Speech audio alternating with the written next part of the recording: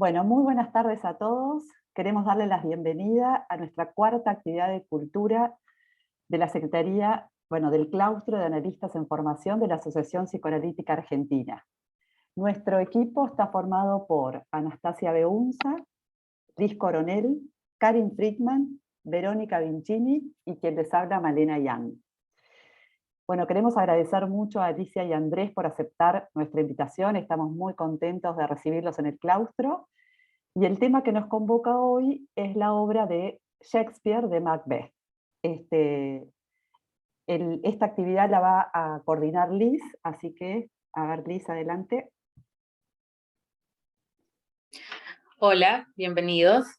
Primero voy a presentar a Andrés, que nos va a contar un poco de la obra, de cómo fue la puesta en escena, que fuimos a ver muchos de nosotros. Andrés Saade es actor, director, docente de teatro y gestor cultural. Participó en más de 50 espectáculos, ha dirigido obras de Shakespeare, Ben Jonson, Esquilo, Sófocles, Aristófanes y Jarry, entre otros. Desde hace algunos años investiga las posibilidades del humor en las tragedias clásicas. Adelante, Andrés. Hola, hola, ¿se me escucha bien ahí? Perfecto. Bueno, muchas gracias por la invitación. Me siento presionado no solo por tener que hablar de Shakespeare, sino porque además está mi madre, que es psicóloga, presente. Haré lo mejor que pueda, madre. Bueno, como dijo Liz, algunos de ustedes vieron la puesta en escena que estoy haciendo en este momento de Macbeth en Buenos Aires, digo para quienes no están en Buenos Aires, en el Teatro del Método Kairos. Y hay como alguna historia de cómo llego aquí.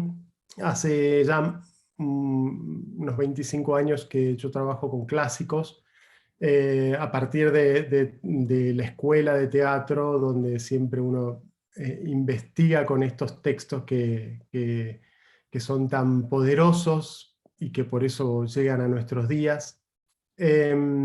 Y desde hace unos 12 años más o menos empecé a investigar esto que decía Liz en la presentación de las posibilidades del humor en las tragedias clásicas. ¿Esto por qué? Tiene que ver con esta pregunta que me venía haciendo mucho tiempo, que es: los clásicos son textos tan increíbles, tan bien escritos, tan conocedores de la naturaleza humana, que llegan a nuestros días, y sin embargo, en el imaginario de la gente son obras de culto, obras para quienes entienden teatro, obras presumiblemente aburridas. Tiro así como clichés de lo que uno se puede imaginar, especialmente si uno no es teatrero, cuando se habla de clásicos, ¿no? Y estas obras en general, en su momento, cuando fueron estrenadas, fueron muy populares. En el caso concreto de Shakespeare, bueno, eran obras totalmente populares, donde en realidad se cubría gran parte de lo que Bourdieu diría el campo intelectual, ¿no? O sea, era para la gente que estaba ahí con las patas en el barro, pero también eran las obras estas, le hablaban a los escritores, a los nobles, a la gente más culta, que de pronto valoraba, no sé, la poesía, el verso, mientras gente más simple se conmovía con las cuestiones más humanas que a todos nos hacen resonar, como el amor, el poder, la muerte, la ambición. Y, por supuesto, los artificios escénicos como las peleas, y todas las actuaciones que había en ese momento. Yo trabajo mucho con humor también desde hace muchos años, y de pronto encontré en un momento la posibilidad de ponerme a jugar con las tragedias que a mí me gustan tanto y la posibilidad de aplicarles una cuota de humor sin traicionar las tragedias, ¿no? Que sigan siendo tragedias. Pero a su vez, utilizar el humor como un recurso posible para que llegue a un público más general, a gente que a lo mejor nunca fue al teatro y que pueda tener una buena experiencia, que se pueda sentir interpelado y no que cierren la puerta simplemente por no entender nada, ¿no? Entonces, en el 2014 estrené la primera obra que fue producto de esta investigación, que fue Antígona, que la verdad que nos fue muy bien. Hicimos 3 años de temporadas, 3 temporadas, o sea, 3 años enteros haciéndola, con mucho éxito para lo que yo esperaba, digamos. La verdad que me sorprendió mucho, especialmente porque, digo, cuando yo hablo de humor, no estoy hablando de hacer chistes. En general, estoy hablando de leer en la obra el humor que está, porque todas las tragedias tienen humor, muchas veces en el recurso que es el comic relief, que es el alivio cómico, que es el recurso que se utiliza para preparar al espectador para un momento muy trágico, muy dramático. Entonces, hacer con un momento cómico, liviano, hacer que el espectador baje la guardia, entonces después viene el momento tremendo. Bueno, de esto hay mucho. Uno puede, si uno se acuerda de Antígona, cuando llega el mensajero a anunciarle a Creonte de que enterraron los restos, que él había prohibido, bueno, el mensajero tiene muchos problemas porque viene a dar una mala noticia y está dudando, y que se lo digo, que no se lo digo. Digo, si uno puede ver el drama que vive este mensajero, es muy gracioso, ¿no? Entonces, si tiramos de esa cuerda y lo contraponemos con el poder de Creonte al lado, bueno, se genera una situación que puede ser muy disparatada y no menos trágica por eso, ¿no es cierto? Bueno, esa fue la primera experiencia que tuve, y bueno, generamos un grupo de trabajo muy, muy bueno, y a partir de ahí empecé a pensar en otro proyecto. Hace mucho que tenía ganas de incursionar en el mundo Shakespeare. Me puse a estudiar un montón, prácticamente analicé muy minuciosamente más de la mitad de las obras hasta poder decidir hacer Macbeth, por un montón de cuestiones, ¿no? O sea, la posibilidad de adaptarlo y que se entienda, porque de pronto hay muchas obras históricas que son fantásticas, pero de pronto requieren como tener, no sé, muchas requieren ser inglés para entender de qué estamos hablando, ¿no? Porque en el colegio estudiaron la historia, entonces hay como mucho implícito en una palabra, en una frase, o en lo que implica un personaje, que de pronto para el público argentino puede ser difícil o tener que explicar demasiado. Nada es imposible, pero trataba de hacer algo que pudiera llegar más fácilmente. Macbeth, además de ser una de las grandes tragedias, también tiene una ventaja que es la más corta, la tragedia más corta. Entonces, esto me permitía tener que acerrucharla menos. No es lo mismo reducir, digamos, para el público actual es difícil asimilar una obra de 5 horas como puede ser Hamlet, ¿no? O 6 horas. Macbeth en su versión original duraba 2 horas y media, entonces si tenemos que recortar un poco, estamos en la hora 40 que dura mi puesta, y sin haberle hecho demasiado daño. Entonces, bueno, Macbeth, la decisión implica un montón de consecuencias de las cuales uno es inconsciente al principio, ¿no? La obra maldita. Una amiga me decía, ¿por qué vas a hacer esa obra? Ay, bueno, hay como todo un montón de... se dice que es una obra maldita porque por las brujas, por la invocación de Lady Macbeth a los espíritus del mal, que muchas actrices que hicieron de Lady Macbeth cayeron en desgracia después de hacerlo. Los ingleses no la nombran a la obra, dicen The Scottish Play. Digamos, una vez en Londres me preguntaron, yo digo, estoy preparando Macbeth, y el tipo se retorció de terror yo solo porque dije la palabra. Bueno, yo no sé, no le doy tanta importancia a esas cosas y aprecio enormemente la dramaturgia de Shakespeare en esta obra, la poesía, el profundo entendimiento humano que hay en esta obra y en tantas, pero bueno, en esta particularmente, que es la que nos convoca. Y bueno, a partir de ahí empezamos a trabajar. En general hacemos una investigación.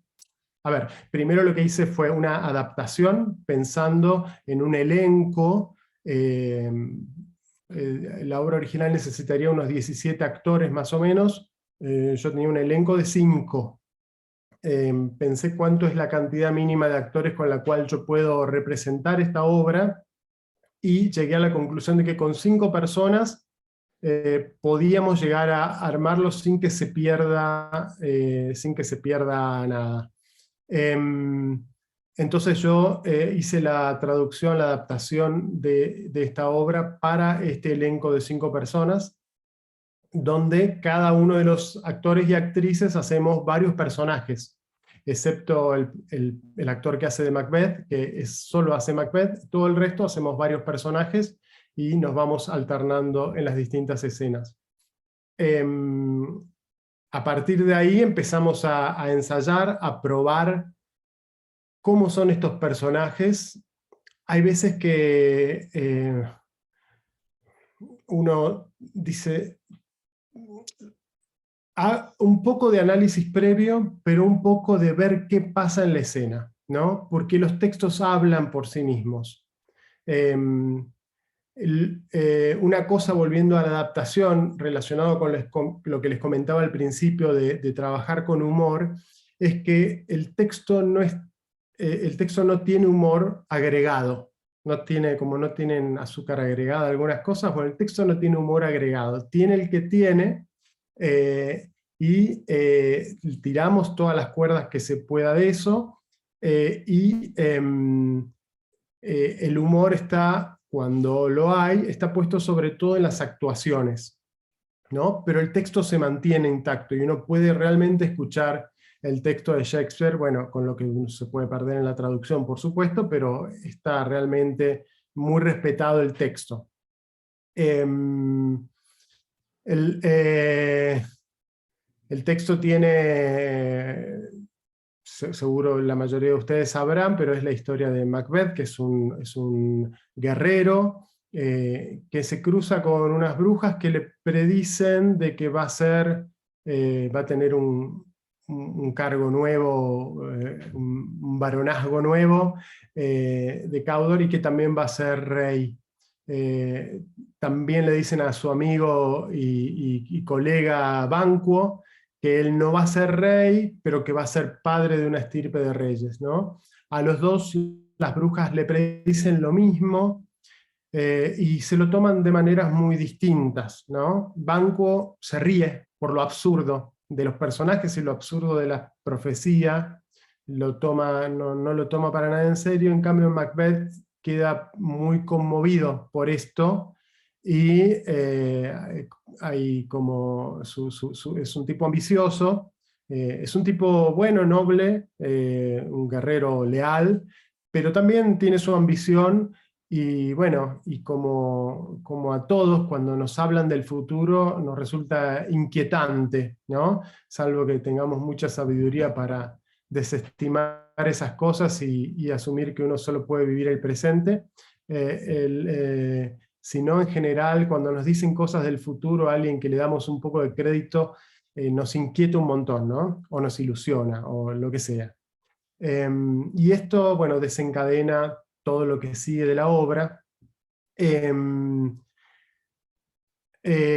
No voy a contar toda la obra, asumo que la mayoría ya la conoce, pero cualquier cosa me pueden preguntar.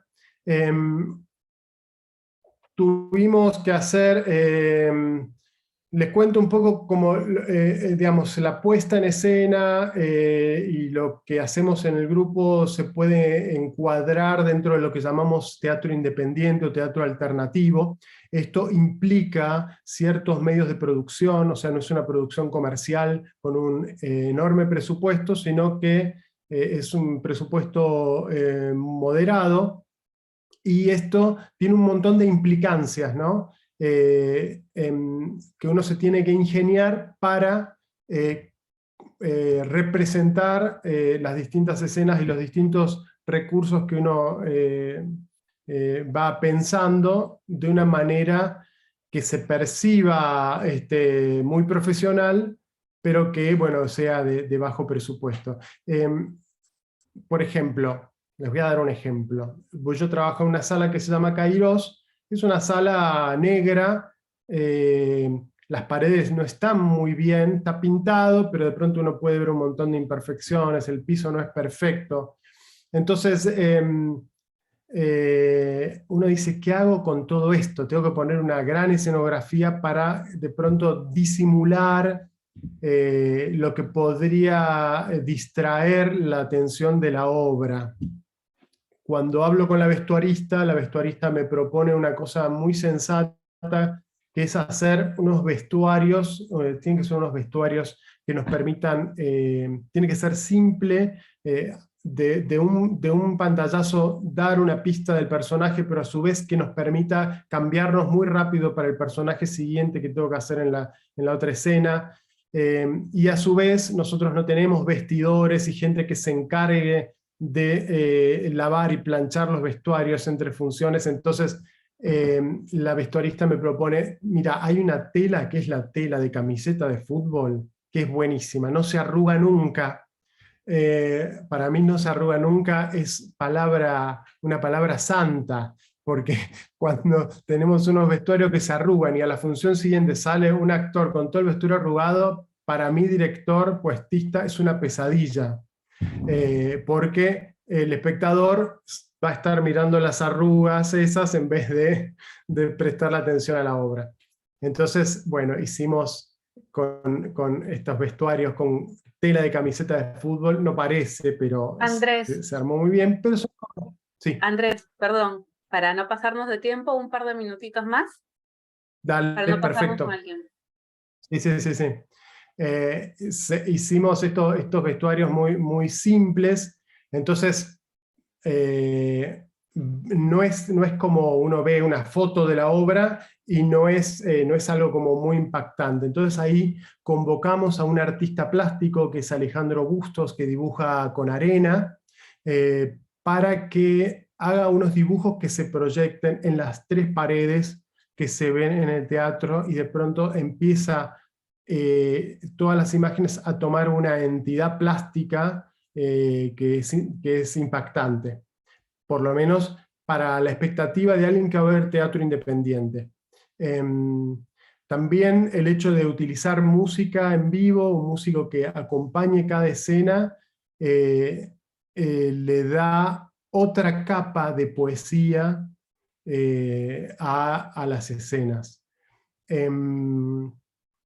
Y después, para quienes hayan visto la puesta, como una decisión que es importante para negociar dentro de la compañía, que es un grupo de comediantes y que todos quieren ser queridos con los aplausos y las risas del público, hubo que decirles a los actores que hacen de Macbeth y Lady Macbeth que ellos, como responsables de llevar adelante la tragedia, no podían hacer humor, ¿no?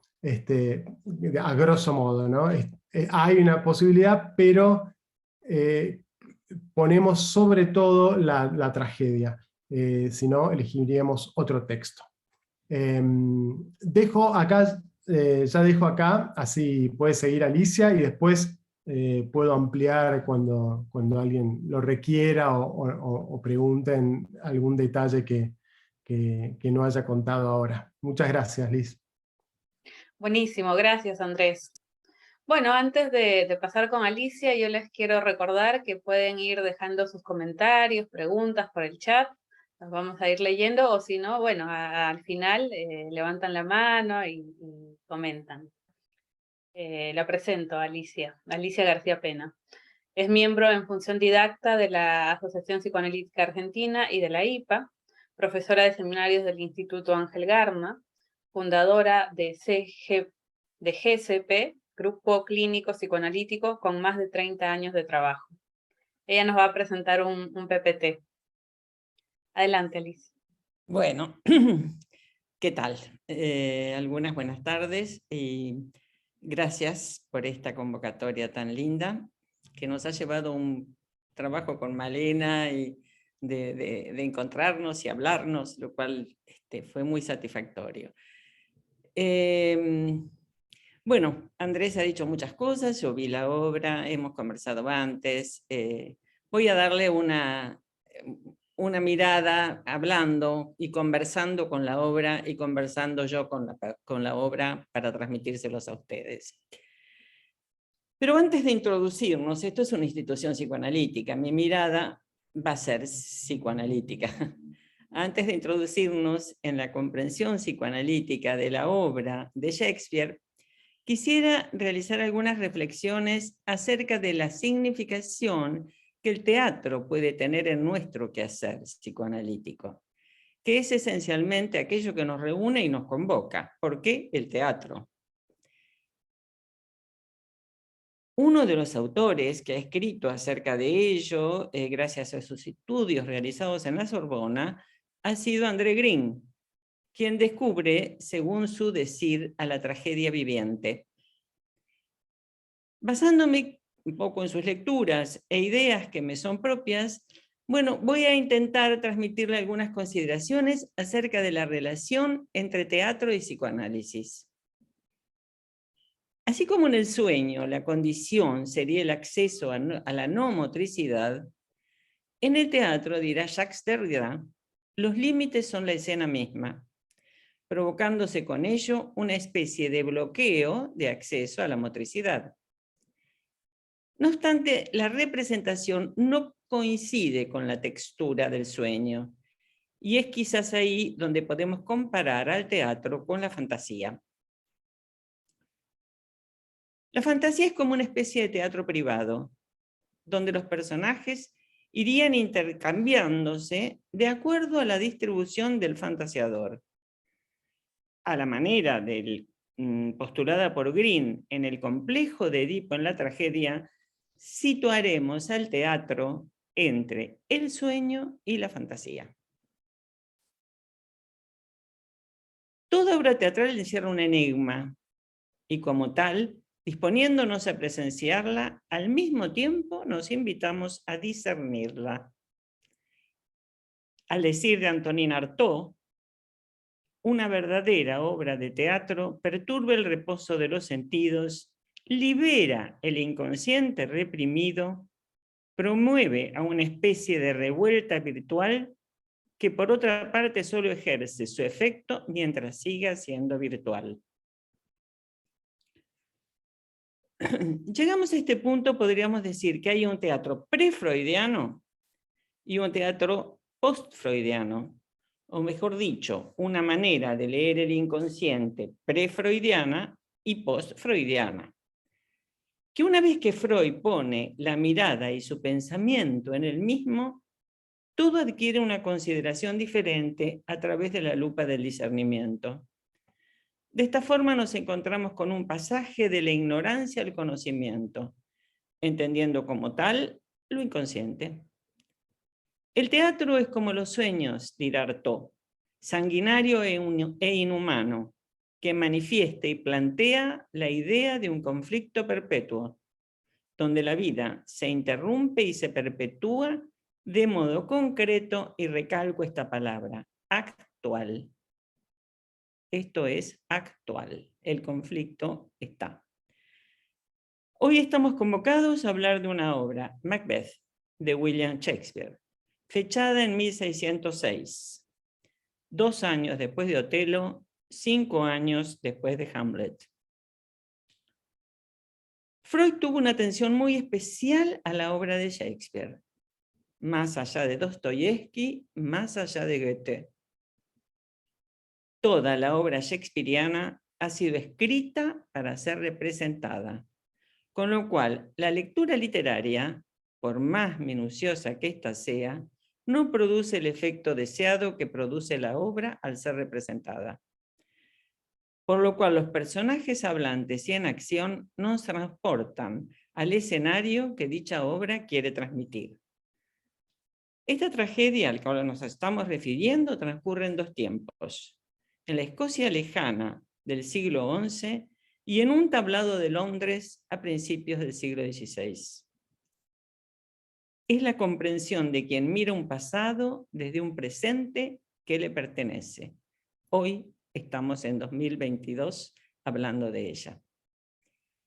Macbeth, extraída de las crónicas de Holinshed, se caracteriza, a diferencia de la crónica de este autor, por su enorme rapidez. Mientras la primera transcurre alrededor de 10 años, todo el desenlace de Macbeth ocurre en pocos días. Podría decirse, no más de una semana, transformando los años en días. Nos situamos en los hechos. La obra transcurre en los siglos medievales de Escocia. Macbeth y Banquo vienen de ganar una batalla. Lo primero que aparecen son las 3 brujas, que nos despiertan el profundo interrogante de quiénes serán. Acá quiero hacer una alusión a la obra de Andrés, que me encantó, las 3 brujas rodeando el escenario, porque le dan más fuerza a lo que yo considero como esto de las brujas. Y más aún que son dibujadas como en una arena, tal como ha descrito Andrés. O sea, más allá de todos los tiempos. Está dentro de la piedra molida. Entonces, me pregunto, esos seres extraños, lo que sí podemos poner es que desde ese mismo momento, él se encuentra sometido a fuerzas ocultas que le marcan su destino. Me pregunto, ¿es en ese mismo momento o esto ya está en él y las brujas lo ponen en palabras? Situados en el tercer ojo que intenta tener la mirada del psicoanalista, esas fuerzas provienen de lo más arcaico y profundo del ser. ¿Cuál es, a mi entender, la fuerza pulsional de lo inconsciente? Representado en los primeros personajes que aparecen, las 3 enigmáticas brujas. Es Banquo quien será padre de reyes. Macbeth será rey. Deteniéndonos en la frase del comienzo, ellas dicen, a coro, lo hermoso es feo y lo feo es hermoso. Primerísima frase, primera aparición. Siempre me gusta ver cómo empieza algo. Cabe aquí, como se repite en otras apariciones, el principio de no contradicción, donde los opuestos no se neutralizan. Y en 3 encontramos el múltiplo del 9, que remite a las 9 lunas propias del embarazo. Ahí vamos a pasar la primera, si te parece, Malé, trasladándonos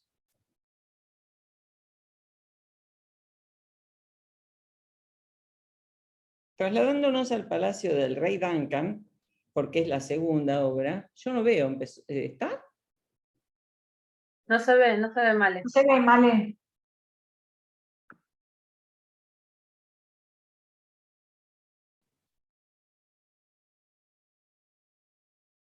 Ahí estoy compartiendo. ¿Ahí no se ve? No, no se ve, Male.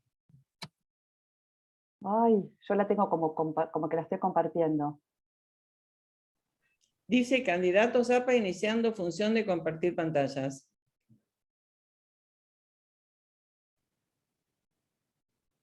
Uy, qué pena. Sí. ¿Vos Dame la- un segundo, yo lo bajo y lo comparto. Bueno.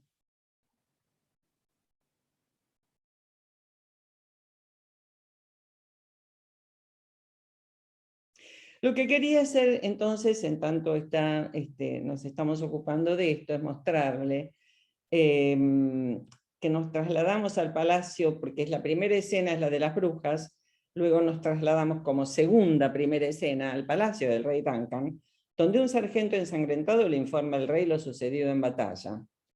Me pareció de una pregnancia extraordinaria poder verlo esto en la pantalla. Continúo, ¿no? Porque si no, ¿podés vos o se podrá? Lisa está tratando. Mm. Ahí Ah, está. vamos, brava. Pasamos a la primera, si te parece. Esa sería...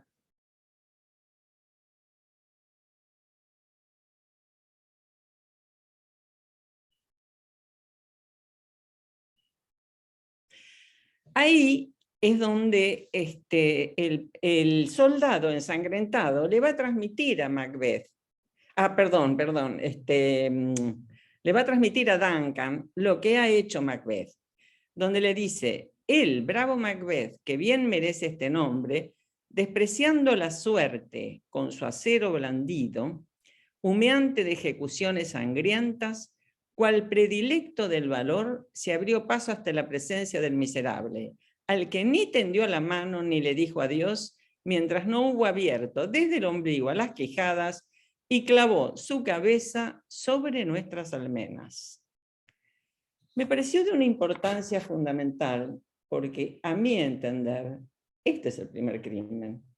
Cómo está absolutamente descrito, donde esta escena que se me ocurrió es cómo en la palabra del sargento le pone en escena ante el rey una batalla sangrienta de un descuartizamiento y una cabeza cortada. Esto me parece de una importancia esencial como comienzo de la obra. Esta primera escena marcaría, a mi entender, el crimen expansivo. Si bien hay un premio y un orgullo en defensa de un ideal, ya marca la secuencia del derrotero de muertes que seguirán a lo largo de toda la obra.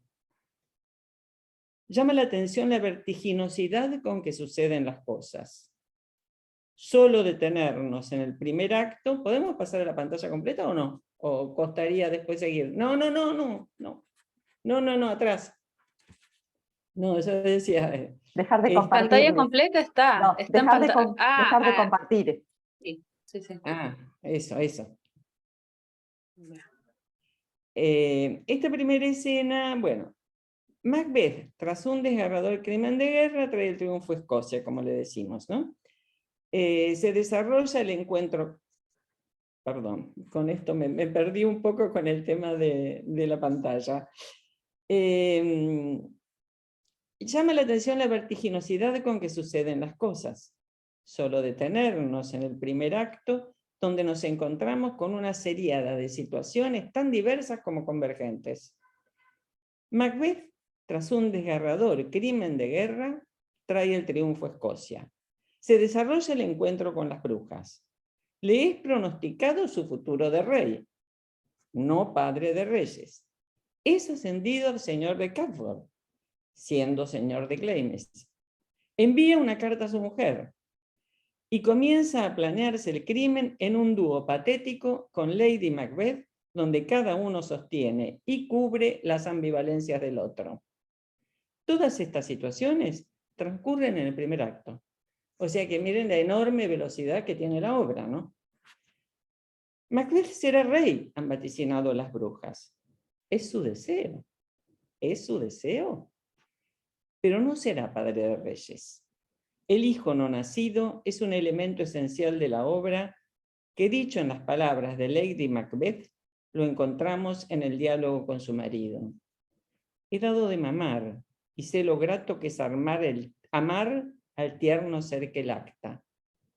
Bien, pues en el instante en que sonríese ante mi rostro, le hubiera arrancado el pezón de mi pecho de entre sus encías sin hueso y estrellándole el cráneo. Si soy capaz de eso, ¿cómo no podré matar a un rey? Parece esta una profunda reacción envidiosa a quien sí ha podido tener hijos y podrá suceder el trono. Afirmación de saber lo que es la dulzura de un hijo en brazos, su lactancia y la descripción horripilante de lo más amado. Entrando en el segundo acto, cuando se va a consumar el crimen, comienza la escena con un banquo que confiesa a Fleance, su hijo, que a pesar de su somnolencia y pesadez, él no quiere dormirse. Algo está sospechando. Habla de sus malos pensamientos y pide su espada. Banquo comienza su duda. Él sí tiene el hijo a su lado. Y hay un pronóstico. Él también tiene esa bruja deseo que va mostrando pulsionalmente lo que va a querer que suceda. Ya vamos pasando a la otra un poquito, ¿eh? Macbeth, pusilánime y dudoso, se prepara para el crimen. Y en su conocido monólogo alucina el puñal. ¿Es un puñal eso que veo ante mí, con el mango hacia mi mano? Ven que te tome. No te tiento, y sin embargo te veo siempre. ¿No eres tú visión fatal, perceptible al tacto como a la vista? ¿O no eres sino un puñal del pensamiento? Puñal del pensamiento. Falsa creación de un cerebro delirante. Dejamos de compartir, si te parece. El terror lo invade y alucina. Mi pregunta, ¿de quién es la mano que toma el puñal? ¿Cuáles serán las manos que a próximo futuro no podrán borrar su sangre? ¿De quién es la mano en lo inconsciente? El crimen se consuma y Lady Macbeth tiene un momento que nos hace reflexionar. Yo misma lo hubiera hecho de no haberme recordado a mi padre dormido. Mi hombre. En cuanto a Macbeth, sabe de antemano que lo primero que se verá tomado es su descanso. Una voz ajena parece dictarle, no dormirás más. Macbeth ha asesinado el sueño. Siendo un Glamis triunfador, se transforma en un Catford asesino de sí mismo. Ya su destino está marcado. Él será asesino de sí mismo en su gran desdoblamiento. El que anuncia el crimen del rey Duncan es Macduff, quien tiene mujer y tiene hijos. Él entra en el aposento del rey y lo ve apuñalado. Hasta ese momento todos empiezan a ser sospechosos. Banquo sospecha de Macbeth. Los hijos de Duncan, Malcolm y Donalbain se preguntan por qué guardan silencio cuando el que ha muerto es su padre. Cada uno se siente involucrado, sin haber tomado intervención alguna en los hechos. Sin embargo, en una protección aparente huyen y deciden asociarse y deciden no asociarse con nadie. Malcolm a Inglaterra, Donalbain a Irlanda. Son los hijos y huyen. ¿De qué huyen? Es su padre, quizás de sus deseos, huyendo de sus deseos, asumiendo una posible culpabilidad de lo no cometido en la realidad y cometiendo en lo inconsciente, en su huida, Macduff, los prescientes sospechosos. Ross, gran personaje que es un personaje lateral pero importante, luego de esta reflexión asevera, ¿es probable que la corona recaiga en Macbeth?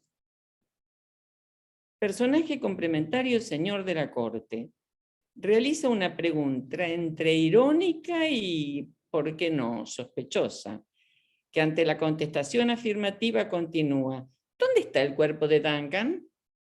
Casi como un investigador del crimen, ¿no? ¿Dónde está el cuerpo de Duncan? Sembrando, a mi entender, la duda en un Macduff que también huye a Fife, de donde es señor. Llegando al tercer acto es cuando todo se va aclarando y complicando. Comienza Banquo en un pensamiento que pone en palabras su sospecha y su ambición. Hablándose a sí mismo, le habla a Macbeth, y es ahí donde se expresa que es él y no Macbeth quien será tronco y padre de una estirpe de reyes. Si las brujas son las portadoras de la verdad, ¿por qué no lo será también para él? Ese es mi deseo. Macbeth acusa a Malcolm y Donalbain de parricidio, y en sus palabras, no confiesan su cruel parricidio, pero llenan de extrañas historias los corazones de quienes los escuchan. Ya está hablando Macbeth de las extrañas historias que lo estarán acusando a él. En cada acusador que hay un gran culpable. Lo despide a Banquo hasta la noche y se asegura que irá con Fleance, el temido hijo que podrá ocupar el trono. Esa noche todo se prepara para el banquete. Escena de tal intensidad que su lectura no le da la suficiente pregnancia y fuerza trágica como le da la actuación. Acto seguido, Macbeth se dice que si alguien teme es al mismo Banquo, que es quien aúna en sí mismo la audacia y la prudencia para obrar con éxito. Sin embargo, lo no dicho entre un pensamiento y otro, esto es lo no dicho como pasa en el teatro, en una palabra y otra palabra hay algo no dicho. Eso no dicho es la comprensión del espectador. Es él quien tiene un hijo. Al mismo tiempo, Lady Macbeth participando su padecimiento. En las palabras dichas al criado, nada se gana, todo se pierde cuando nuestro deseo se realiza sin satisfacerlos. Vale más ser la víctima que vivir con el crimen en una alegría preñada de inquietudes. Qué frase, ¿no? Nos está anticipando lo cual vendrá en locura manifiesta, alucinación y suicidio, que tan brillantemente desarrollará Freud en los que fracasan al triunfar, que traté de no detenerme minuciosamente porque supongo que esto muchas de ustedes lo han leído y si quieren podemos conversarlo con esto, ¿no? Sin embargo, hasta el momento parece ella sostener a su esposo, como se verá en la escena siguiente. Todo se prepara para el gran banquete de inicio del reinado. Banquo ha sido asesinado al llegar al palacio y Fleance logra huir. Esta última situación escapa a los planes de Macbeth. En la escena del banquete y de manera terrorífica, ve el fantasma de Banquo en su asiento. Esta terrible alucinación lo coloca a Banquo en el lugar suyo y Macbeth no logra su calma de una locura que lo posee. La pregunta que nos hacemos es, ¿de qué materia está hecho el poder? ¿Por qué se busca un poder que después no se puede ocupar? ¿De qué materia está hecha el poder? En su mente enajenada, Banquo ocupa el trono y Macbeth no puede sentarse. El fantasma de Banquo se instala donde le correspondería estar a él. Reitero, ¿quién ocupa el trono en lo inconsciente? ¿Qué lugar ocupa el muerto? Esta situación, inicio de lo suyo, pone a la mujer tratando de calmarlo. Si querés vamos pasando. Sin embargo, estará ahí el germen de lo que advendrá en el acto próximo, que es el estallido de su propia locura. Se ha pensado mucho en esto como si se tratara de un personaje desdoblado. Podría compararse en muchos aspectos a Iago de Otelo. En el medio de su estallido de locura, Macbeth le dice a su mujer y se dice, no es de ahora el derrame de sangre. Se vertió en antiguos tiempos, cuando las leyes humanas no habían dulcificado las costumbres, y aún después se cometieron asesinatos, cuyo relato aterra los oídos. Hubo un tiempo en que, saltados los sesos, el hombre moría y ahí daba fin a todo. Pero ahora los muertos resucitan con 20 heridas mortales en la cabeza y nos arrojan de los asientos. Y esto es más extraño que el crimen mismo. ¿Quieren algo más similar al malestar en la cultura? Donde una vez que se instala la ley, el muerto se despierta y avanza. ¿No es acaso el ejemplo más claro de la culpa y el fracaso ante el aparente triunfo al cual se remite Freud? Aquellos que has matado tras el advenimiento de la cultura se vuelve contra nosotros mismos. A todo esto, el personaje de Macduff, a quien Shakespeare le ha otorgado mujer e hijos, empieza a atormentar a Macbeth y se pregunta por qué se ha rehusado a asistir al banquete. Macduff escapa a Fife y deja a su mujer e hijos intentando salvar su propio pellejo. Este abandono es también un crimen indirecto, debido a lo que acontecerá después. Y ahí empieza la segunda consulta a las brujas. Ya introducidos en el acto cuarto, Macbeth, atormentado por lo que está sucediendo, consulta nuevamente a las brujas. Ahí la aparición de quien podríamos pensar como en Éclates, una bruja madre, quien encuentra la vuelta al conseguir cierta calma en Macbeth. No responde si Banquo será padre de reyes. Bueno, ahí ve los 8 reyes en el cielo, ¿no? Arriba, donde representaría los estuardos, y por último el espectro de Banquo con un espejo.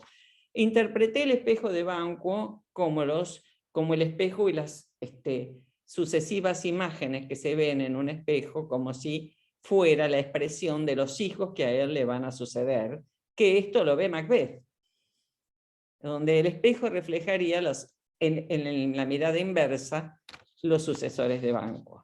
Y un niño coronado con una rama de laureles.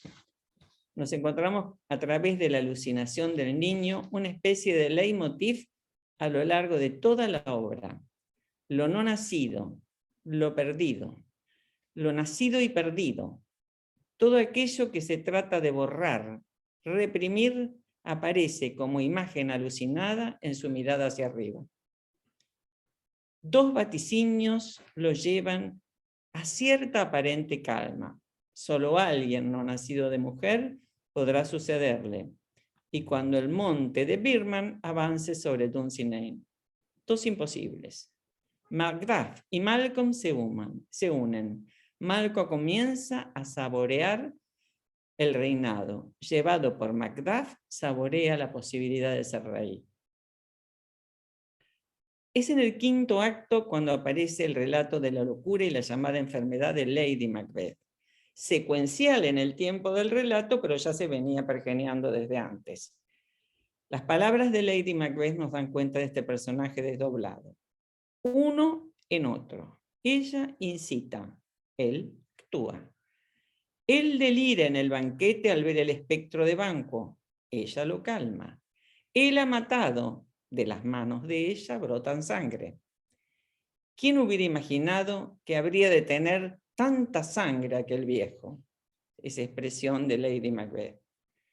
A la manera de una hemorragia brota sangre de sus manos que no alcanza a lavar. El rey, a quien en un momento de claridad lo vio similar al padre, se desangra en sus manos culpables. Esto en tanto que sabe que Lady Macbeth y su hijo han sido asesinados. Es sincrónico. Cuando se entera de esto, es como si la hemorragia del padre se volcara sobre sus manos, ¿no?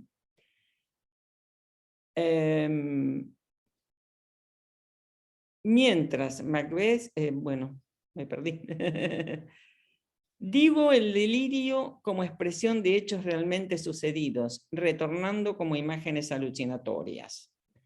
Mientras Macbeth en el castillo va comprobando que todos aquellos, ya podemos ir pasando, que todos aquellos que estaban a su lado lo han abandonado, solo le resta la predicción de las brujas, que las niegue y las presiente.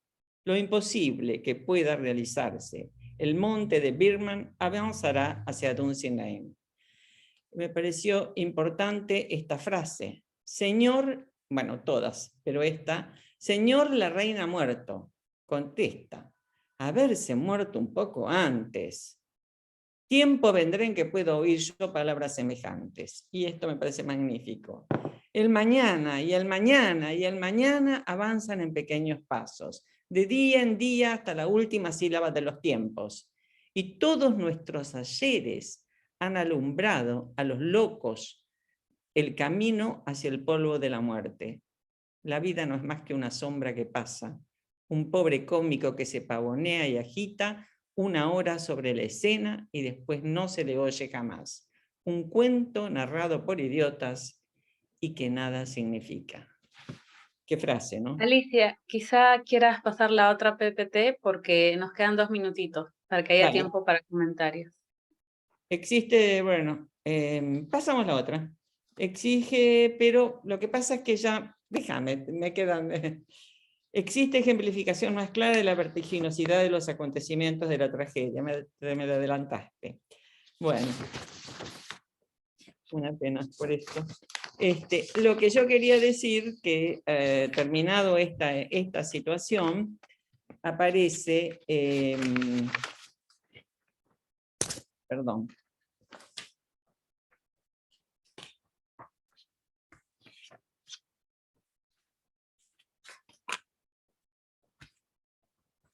Bueno, me parecía importante que vayamos a esto, cuando luego de toda la situación donde se realiza la batalla entre Macduff y Macbeth, donde Macbeth es finalmente muerto, vencido por Macduff cuando se entera que él no es hijo de madre viva, sino que ha sido extraído de un cadáver. Pásame la filmina.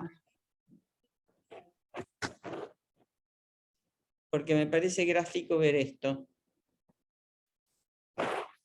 Él le entrega, Macduff a Duncan, le entrega la cabeza y dice, salve, rey, pues ya lo eres. Mira donde traigo la cabeza, maldita del usurpador. El mundo es libre, te veo rodeado de perlas del reino, que pronuncia mi salutación en sus almas, a cuyas voces invito a gritar con la mía, salve, rey de Escocia. Quería señalar como situación específica de lo inconsciente la primera escena que les mostré, donde Macbeth mata en guerra mata a su contrincante, y esta última escena, ambas, como en un comienzo y cierre, la cabeza cortada y colgando, con lo cual quiere decir que ambas situaciones, como un hilo invisible, quedan ligados por las fuerzas ocultas del destino. La primera escena donde él mata, esta escena donde él le entrega la cabeza del usurpador.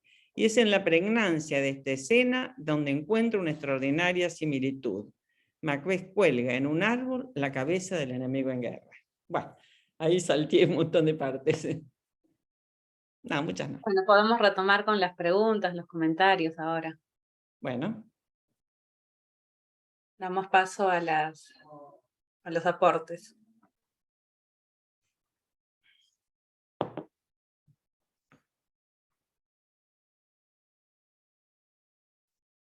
Andrés, si querés comentar algo en relación a...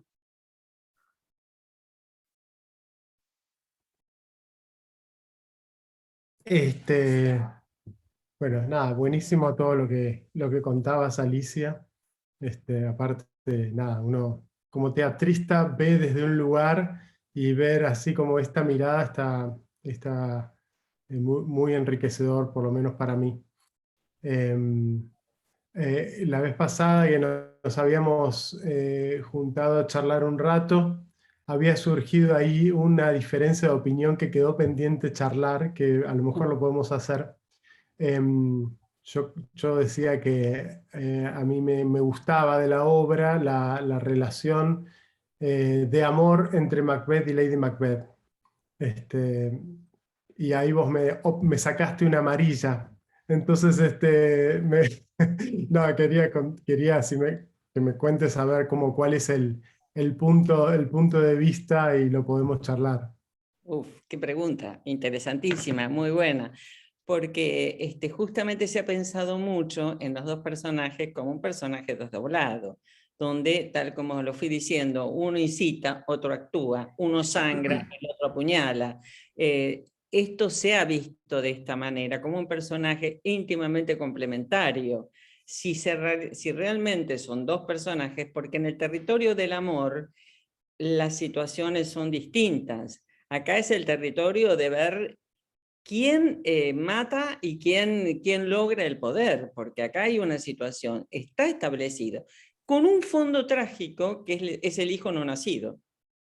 Hay un hijo no nacido o un hijo que no se sabe porque nunca se llega a decir. Nunca se llega a decir sino a través de las palabras de Lady Macbeth.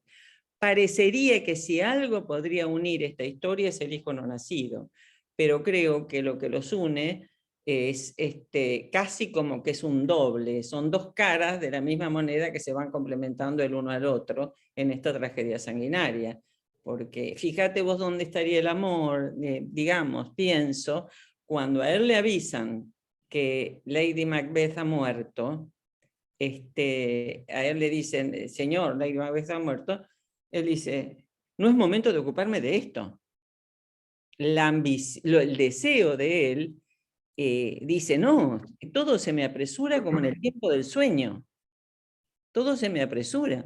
O sea, no le importó. Donde el territorio, parecería que el amor está, lo mismo parece cuando Macduff huye y deja a la mujer y el hijo, o los hijos, porque esto queda dicho de los hijos en un momento, los abandona a su propia suerte, y él se va.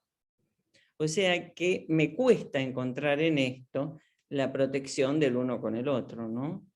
Por eso quedó eso, donde vería yo que hay una relación tierna. Me parece que es una relación altísimamente envidiosa, o de delirios, de sueños de poder. Son un mismo personaje, es un personaje desdoblado, cabría acá una interpretación. Yo considero Perdón, más... Sí. Andrés, a mí no me había quedado claro la posición que vos habías tomado en esta diferencia, si podrías aclarar. Sí, sí, sí. A ver, pues yo, digamos, había surgido, digo, a mí una cosa que me interesaba mucho era la relación entre Macbeth y Lady Macbeth. Yo no lo puedo pensar, como dice Alicia, como un solo personaje desdoblado. Yo lo veo como dos. Pero bueno, siempre lo que pasa, lo que está bueno que decía Alicia, que está en el texto dramático, está esto de lo dicho y lo no dicho, y todos los textos dramáticos son incompletos, ¿no? Tienen que ser completados por el poetista y por el espectador. A ver, yo para encontrarle sentido a la relación, que también lo decía Alicia, es donde uno afloja, el otro lo apuntala, ¿no? Esta dinámica se da en toda la obra. Y yo creo que no hay que verlo como nosotros en la actualidad pensamos el amor o las relaciones de pareja, sino pensarlo más en términos de la inestabilidad de lo que significaba ser un noble en el año 1050. Digamos, estás siempre o a punto de caerte porque el rey se levantó con el pie izquierdo, o si de pronto, nada, el rey murió porque lo mataste vos o porque se murió por lo que sea, a lo mejor tenés posibilidad de que te asciendan a rey, porque bueno, en esa época todavía no existía esto del derecho hereditario del trono, ¿no? Se elegía como rey a uno entre los pares, ¿no? Entonces, en base a eso, y digamos como una pista que yo tengo de lo que digo es, después de que las brujas le vaticinan esto de que va a ser varón de Cawdor y rey, y después viene el mensajero o Ross y le dice, el rey te nombró varón de Cawdor, y fue como, la flauta, una de las cosas que me vaticinaron se cumplió, entonces la otra también. Lo primero que hace es escribirle una carta a su mujer, y dice, querida compañera en la grandeza, y le escribe todo, digamos, él, o sea, también pensando en cuál es el rol de la mujer, ¿no? En esa época uno pensaría de que el hombre no sé, no le contaría o no le consultaría, y me parece una carta como súper íntima, diciendo, che, pasa esto. Eh, eh, digamos, me parece como muy íntimo. Y entonces ahí se abre una puerta tremenda, ¿no? En la cabeza de ellos, que es la posibilidad de acceder al trono, que es la puerta que puede aparecer en la cabeza de cualquiera de los nobles que va a votar ahí. Ellos tienen la posibilidad de que que la profecía ocurra, matándolo. Lo que pasa es que, y ahí yo difiero con Alicia en cuanto a lo que vos presentabas al principio, viste, de todos los detalles que el capitán, que viene todo herido y le dice a Duncan cómo Macbeth había salvado las papas asesinando a un montón de gente y había logrado salvar Escocia. Digamos, yo no quiero pensarlo como un antecedente homicida, sino más bien prefiero normalizarlo como, bueno, los militares son así, matan gente, están en una guerra y matan gente. Que es muy distinto el matar en batalla, estoy hablando de lo que pienso de los códigos de ellos, ¿no? Es muy distinto matar en batalla que matar a sangre fría a un ser cercano, ¿no?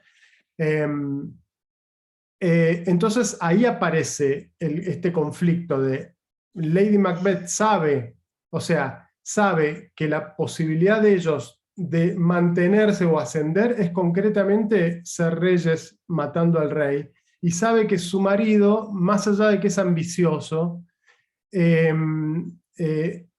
noble, no lo va a matar, no va a matar a su benefactor. Entonces ella se siente socia en apuntalarlo a él en esta tarea de, mirá, es ahora o nunca, y si no quizás viene otro rey y mañana nosotros caemos en desgracia. Como que no hay muchas chances. Entonces, Macbeth le confía esto porque sabe que ella lo puede apuntalar, ella sabe que su realización como persona y como mujer, estando detrás, siendo Lady D, está en la realización de su marido.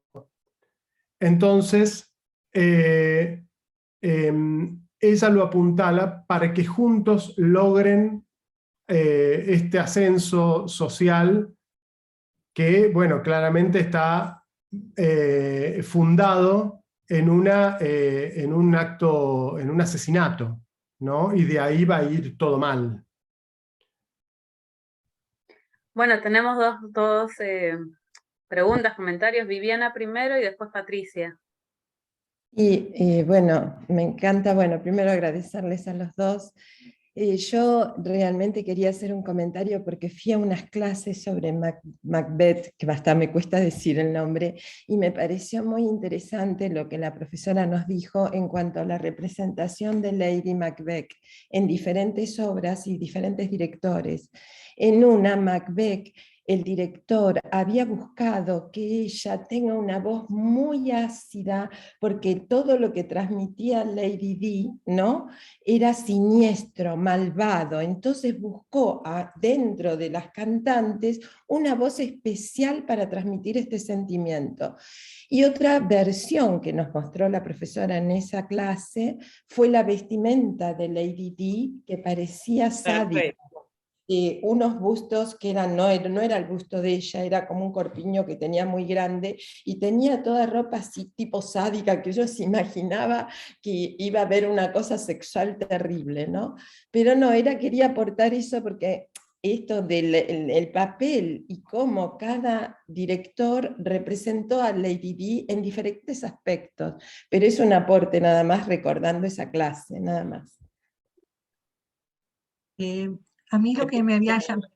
Sí, a mí me había llamado la atención. Alicia, vos hacías mención a que el primer crimen es el crimen justamente de inicio, cuando cuenta, cuando el mensajero cuenta qué había pasado. Cuando yo leí el texto, a mí lo que me llamó la atención son las palabras de Lady Macbeth, porque ella habla de que hay un hijo, que ella amamantó un hijo, y que ella sabe lo que es haber dado, sentir una presencia de un hijo sobre sí. Como para lo que yo percibí es como que ahí hay un crimen realizado, ahí ha ocurrido un crimen o una tragedia de un hijo muerto, hay un hijo muerto, como que ahí también está la situación trágica, ya no solo del reino y de Escocia, sino personal en la pareja de Lady Macbeth y Macbeth, ¿no? Si tengo lugar. Sí. Dale, dale, Alicia. Bueno, en principio lo que quisiera decir, que obviamente que una tragedia previa está, quise remitirme exactamente al texto de la obra. No hacer ninguna, por supuesto está dicho lo del hijo, la tragedia es la tragedia misma, no es una tragedia previa, está dentro de la tragedia, a mi gusto. Con respecto a lo que decís, Andrés, que un crimen de guerra es un crimen lícito, sí. Exactamente, sí, en lo consciente.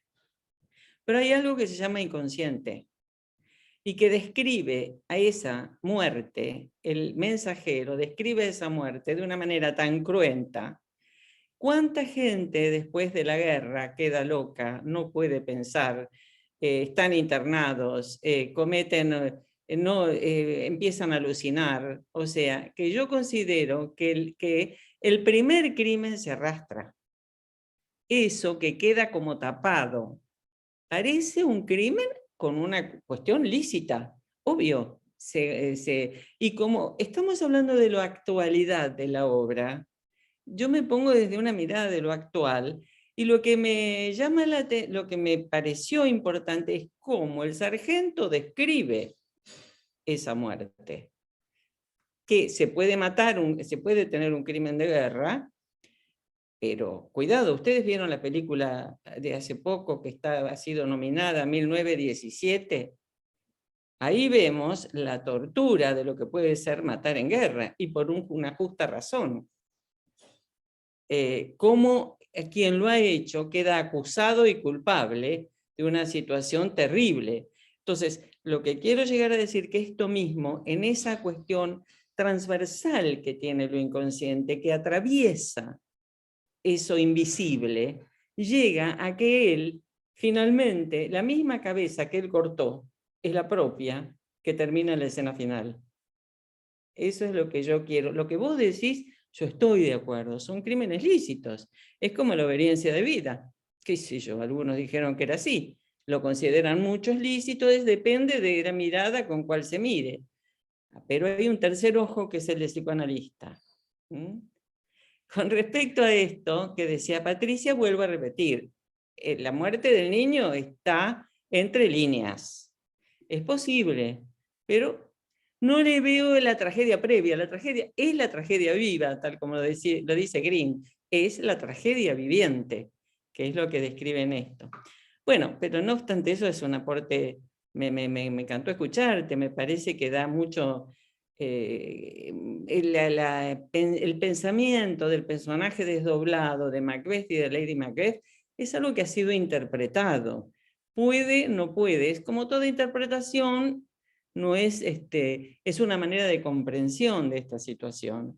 Lo cierto es que son personajes, cuando uno se debilita, el otro se refuerza para seguir matando, no para amarse. No para amarse. De ahí no podría haber sucedido una escena amorosa que engendre un hijo, porque Macbeth le dijo, solo podrás ser madre, tendrás que ser madre de hijos varones. Ahí cuando le dice eso, no habla de un chico muerto. Le dice, vos tenés que ser madre de varones por la fortaleza que tenés. Y eso lo dice bien claramente. Quiere decir que ahí de un hijo muerto no hay. Entonces es muy ambivalente esto, lo que hay que mirarlo, digamos, mi idea es mirarlo tras la lupa de una mirada a través de lo inconsciente. Eso es lo que se me ocurría, pero te doy la razón en que los crímenes de guerra son, desde una perspectiva, sí. Desde otra mirada, es la mirada nuestra. Si no, seríamos unos ingenuos. Gracias, Alicia. Andrés, ¿quieres comentar? Leticia también quiere preguntar o comentar.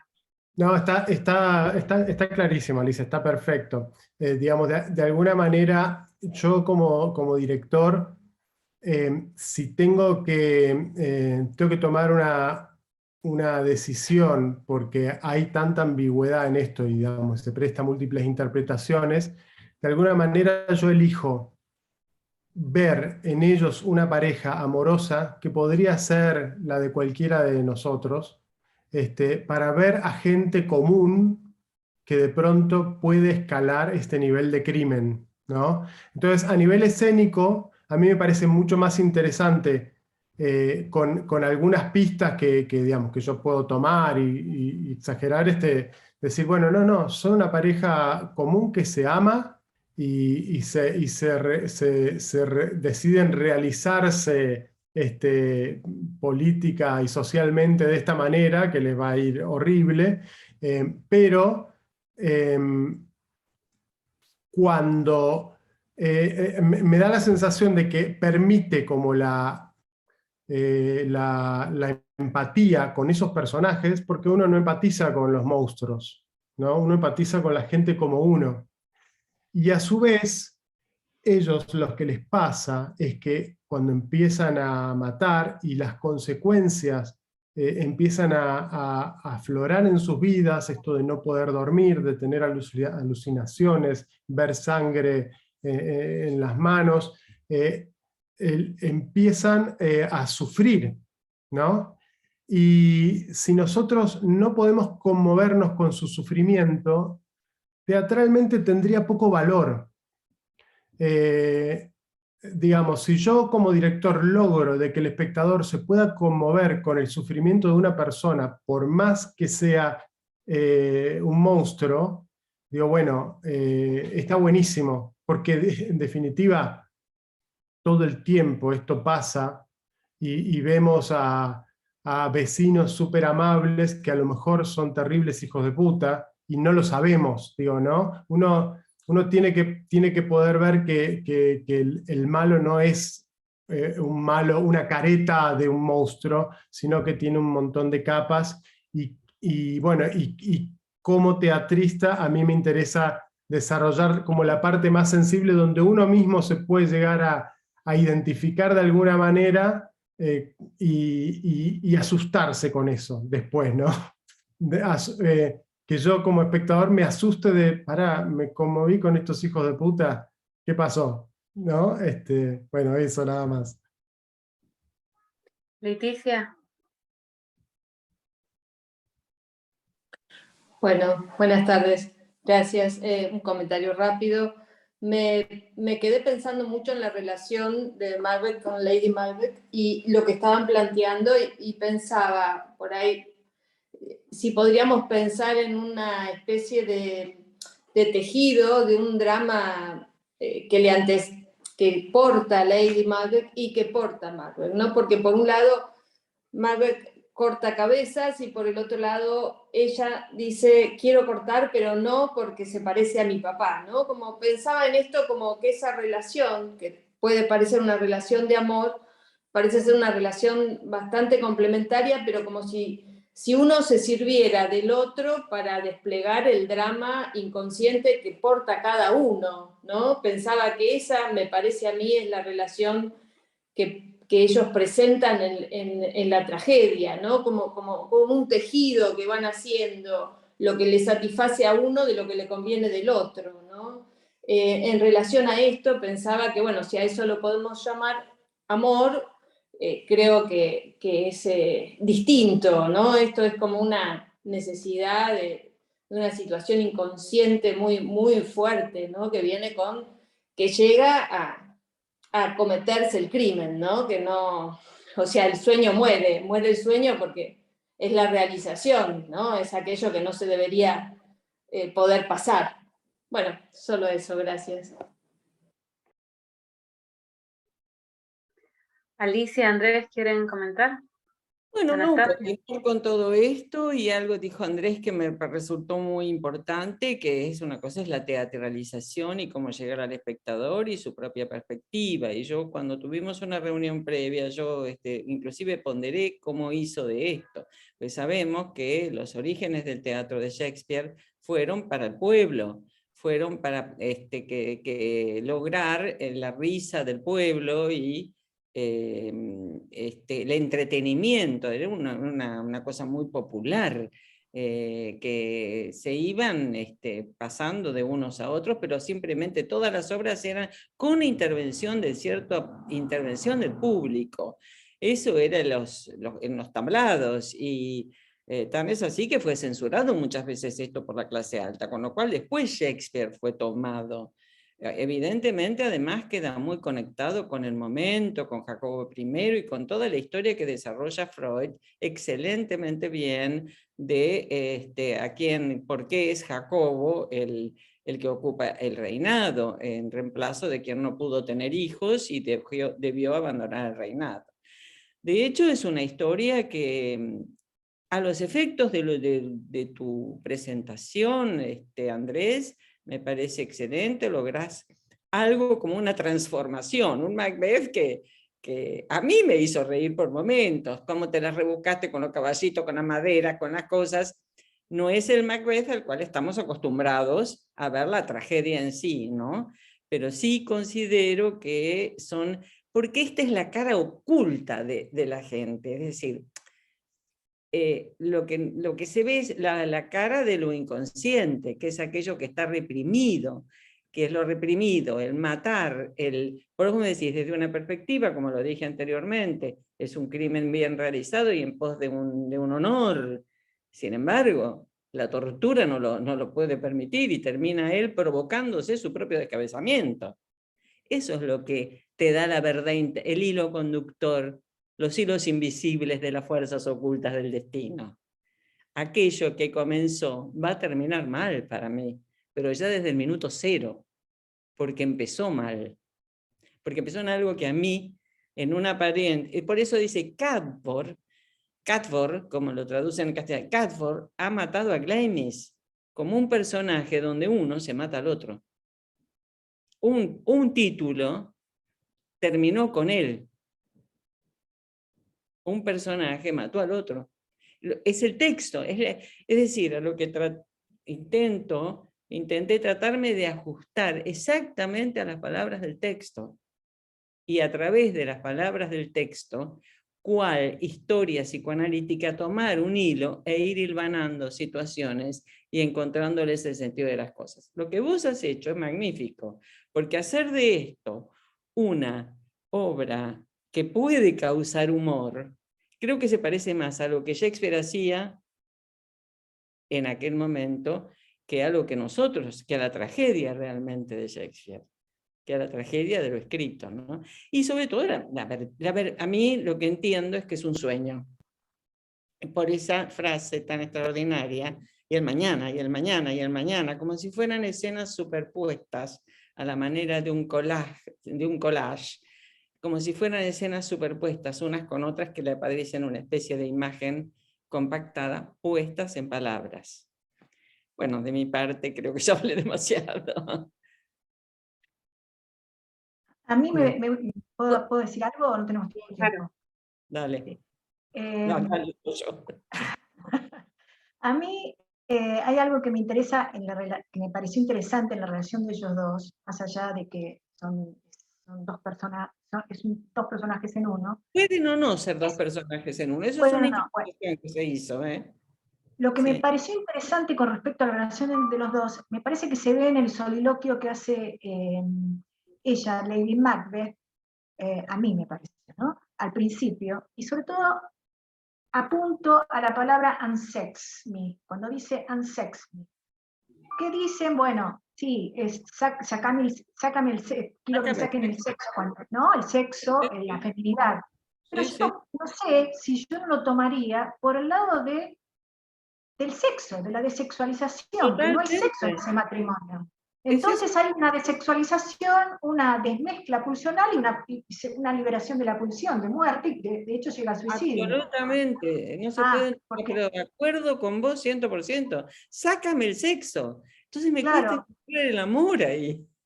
claro, no hay sexo. Me parece que es un matrimonio sin sexo, por lo menos a partir de ese momento, ¿no? De que empieza la Por eso tragedia. dice, todo no se puede abarcar, sino esto me llevaba.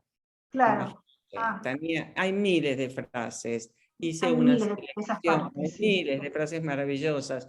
Todo Sí, esto no se inclusive, puede abarcar. sí. Esto es yo lo he estudiado en un año, Macbeth, psicoanalíticamente. Así que Bueno, pero a mí imagínate. me llamaba la atención eso, ¿no? Ese unsex me. Bueno, digo, no hay sexo. Claro, ella es No hay capaz de función renunciar sexual. no, ella es capaz de renunciar a su sexo con tal de que a través de él ella logre ser reina. Claro. Entonces, ¿qué es? Entonces la pregunta es, ¿de qué materia está hecho el poder? Trasladémonos en el tiempo, miremos, observemos. En todo, en general. ¿De qué materia está hecho? ¿Por qué esa ambición por el poder? Que cuando se logra, quema. Y se empiezan a hacer una macana tras de otra. En líneas generales, abarcativo. Y esto no... Quería hacer un comentario. ¿A quién pisé? No, a mí. Ay, perdóname. Dale, ya estaba terminando, dale. Quería hacer un comentario a Andrés de algo del estilo que Andrés propuso de su propia obra, o de su propia interpretación de la obra, donde remarcás la tragedia y el humor, ¿no? O, digamos, cómo plasmar la obra con esta estrategia de por medio. Y pensaba en nosotros, este auditorio que tenés hoy de psicoanalistas, que el humor es una estrategia nuestra para intervenir en la tragedia, ¿no?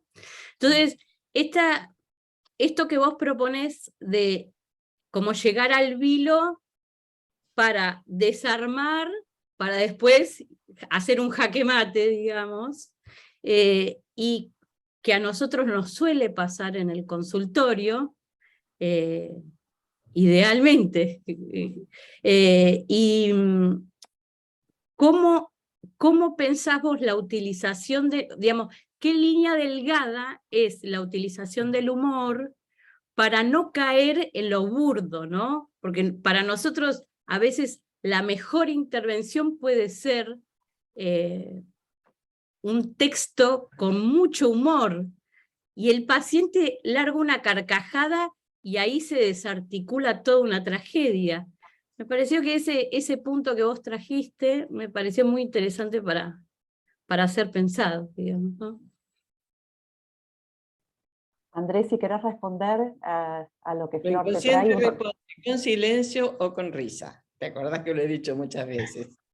El develamiento de lo inconsciente es con silencio o con carcajada, en general. Sí, digamos, a ver, yo cuando pienso en el humor, digamos, en general me aparecen como dos cosas. Uno, el humor ingenioso, que es como el que está en la palabra, ¿no? En lo dicho, que en general primero se entiende intelectualmente. Y después está el humor que es, el que se siente, ¿no? Que está asociado en general a la tragedia de alguien, ¿no? Con un poco de distancia, ¿no? A alguien le va mal y uno, o a mí mismo me va mal y puedo contar, mirá qué boludo lo que me pasó, y cuento una cosa tremenda, ¿no? Si yo puedo tener esa distancia, puedo transformar esa tragedia en algo gracioso. Por eso había hecho la aclaración de, bueno, el humor no está en el texto, más allá de lo que el texto tiene, no tiene humor agregado. Pero sí, bueno, tenemos en la apuesta mía, por ejemplo, mucha de la carga de humor la tiene el personaje de Ross, que condensa a todos los nobles menores, ¿no? En la obra original hay varios nobles menores, y lo condensé en un solo personaje que tiene este permiso, ¿no? Ya hay una cuestión de estatus, de jerarquía. Al ser un noble menor, ya va a ser menospreciado, va a ser ninguneado, va a tener que traer mensajes donde va a ser puesto en duda. Entonces todo eso lo pone en un lugar donde nosotros podemos ver lo que va a sufrir. De hecho, ahí le hacen un poco de bullying a Ross con su nombre. Digamos, bueno, esos son agregados que van surgiendo en los ensayos, y de pronto decimos, bueno, mira, probémoslo. A ver, si no nos saca demasiado de la situación, si no nos corre del foco, hagámoslo. Eso, a ver, no sé si responde Florencia a lo que preguntabas. Supongo que más allá de... Sí, me interesaba como señalar esto de algo que nos une, digamos, en las profesiones, la utilización del humor como estrategia para decir algo muy contundente y que genera un cambio. En tu caso en el espectador, digamos, en nuestro caso en el paciente. Buenísimo. Bueno, ya Hay estamos... algo, perdón. Dale. Una cosita cortita. Digamos, yo trabajo mucho con la expectativa del espectador, ¿no? Hay una cuestión de expectativa que tiene que ver con ir a ver una obra de Shakespeare, es lo que decía antes, bueno, Shakespeare culto, ¿no? Clásico. Entonces hay una expectativa que trabaja en el espectador. Entonces, poder romper con eso es algo con lo que yo juego. También está la expectativa de, bueno, ¿a qué teatro voy? Bueno, voy a este teatro, qué cosas se hacen, digamos. En general uno cuando no tiene la misma expectativa cuando va al Cairós que cuando va al San Martín o cuando va al Colón, ¿no? Entonces, siempre digo, yo trabajo con cuál es la expectativa del espectador y cómo la juego, cómo la trabajo, cómo trato de romper con esa expectativa excediéndola, ¿no? Esa es un poco la idea, y lo del humor es uno de los ingredientes de esto. Bueno, ya estamos pasados de tiempo, así que muy enriquecedoras, muy contentas con cómo salió la actividad, así que muchísimas gracias a los dos, a Andrés y a Alicia, por todos sus súper enriquecedores comentarios. Les damos un aplauso. Muchas gracias a todos. Gracias a ustedes. Alicia. Gracias, Andrés. Gracias Alicia y a todo el equipo. Muchas gracias. Gusto haber compartido esto con ustedes y con Andrés. Realmente te vamos a seguir. Al menos yo. Gracias. Chau, chau. Gracias. Nos vemos. Gracias. Muy interesante, gracias.